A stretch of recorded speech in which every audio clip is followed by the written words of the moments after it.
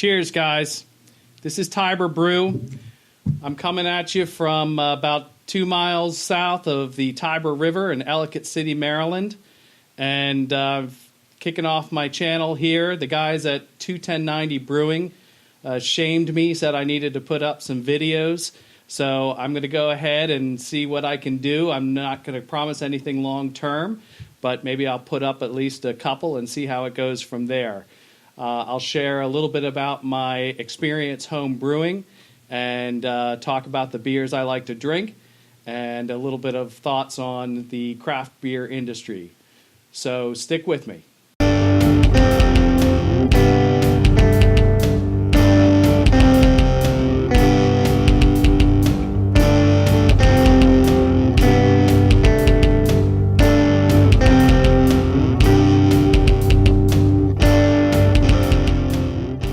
I figure a great place to start today is one area where everybody can relate, and that is what's in your fridge. So I find it interesting, to really understand what people keep in their fridge. You know, what are the beers they like to drink?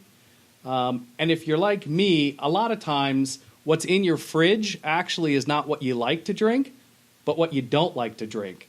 So I'm going to take a totally unrehearsed look at what's in my refrigerator today and make a couple of comments about it. So here we are wedged into my beer closet down in my basement, and this is an old fridge that I've kept around specifically for overflow food, but mostly, let's be honest, it's beer. So I haven't really planned out exactly what I'm going to say because I don't even really remember what's in the fridge at the moment. So I'm just going to open it up and talk about what's in there. So let's take a look.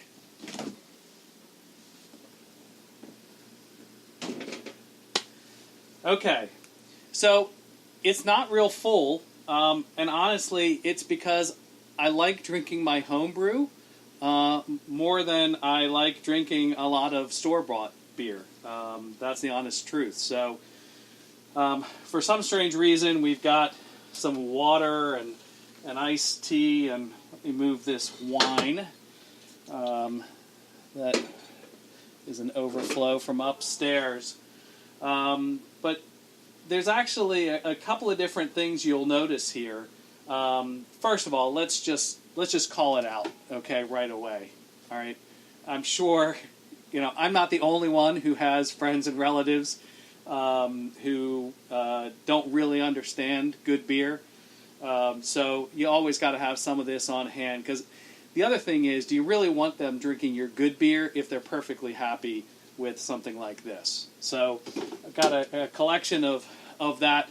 Over on the side, I sometimes I've got this, a friend gave me, this James and Pepper 1776 Ale. It's an aged in rye whiskey barrels, matured in oak, American brown ale. So looking forward to a special occasion to try that. But let's talk about the beer that I've got on hand. So number one, you may recall in the 21090 review of the Clone of Clones, the Watershed Moment beer from the Flying Dog and Jailbreak. That's a collaboration in support of Ellicott City. So this is my last one. So I'm definitely holding off on drinking that one for a little bit. I've got, of course, Dogfish Head. This is Romantic Chemistry. It's an IPA. It's fruity. It's not real citrus, but it's not my favorite that they've done. But, of course, I've got some IPAs. In fact, I'll jump around. I've got this Stegmeyer IPA. It's fun. I actually got this. My sister got me a subscription, a Beer of the Month Club. They send a couple of different beers, so that's been good to try out some different things. Of course, jumping around a little bit, I've got Heavy Seas. As you know, Heavy Seas, I think, is one of the best local breweries in the area. They make some great things. Winter Storm, of course. I've tried to clone their Pounder Pills, Powder Monkey Pale Ale. So these are great. I think I may have gotten these in the Powder Pills and Powder Monkey in a mixed 12-pack.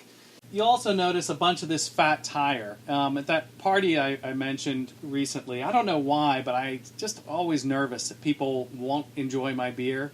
So I try to get something that's just kind of middle of the road. Fat tire, I'm not trying to throw any shade. It's a decent beer. It's not my favorite, but I bought a 12-pack of that. There's 2, 4, 6, 8, 9 left. I've been drinking that slowly since February, but again, it's not my favorite. So this is the interesting thing. A lot of times, what you don't see in my fridge is what I actually love because I drink it. The things that I'm not that excited about will linger in here a long time, and I'll bet you in a couple of months those fat tire, there won't be too much of a dent in that. So there's only a couple of other things I'll point out. Number one, a Leffe, as I mentioned, it's a crowd favorite, and I've tried to get something relatively close with my Belgian blonde. So I bought not too long ago a 6-pack just to do a comparison. And then Weihenstephaner. This is the world's oldest brewery.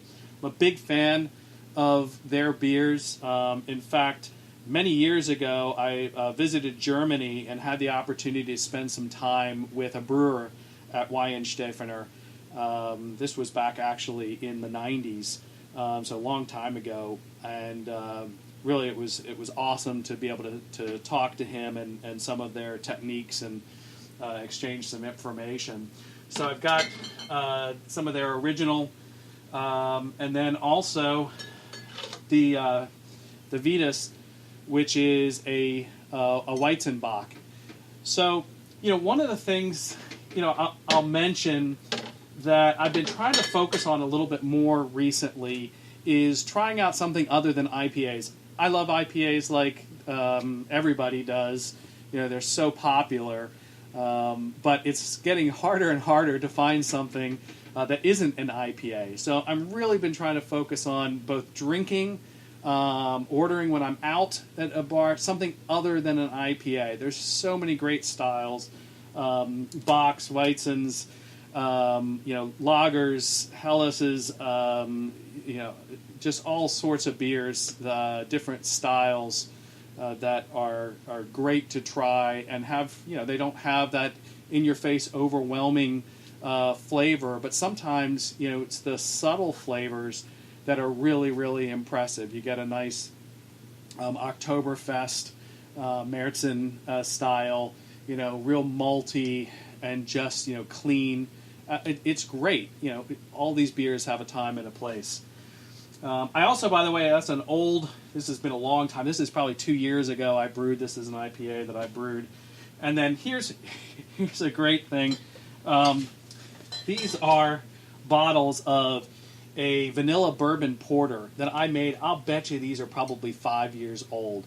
I spent a lot of time and a lot of money making these beers, and it came out way sweet and totally undercarbonated. And I keep hoping, maybe if I keep letting it go for another year or so, it'll get more carbonated and balance out a little bit.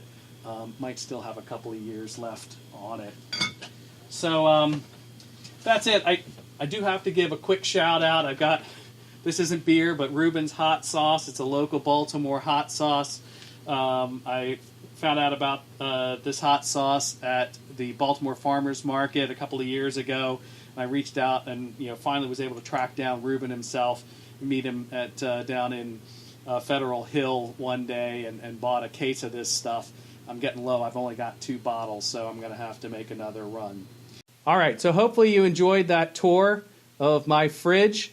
That was a pretty private moment I shared with you all. So I'd love to hear your own comments about what you've got in your fridge, why those beers are still sitting there, why haven't you had them yet, and certainly subscribe, and I'll try to keep making a couple of videos here.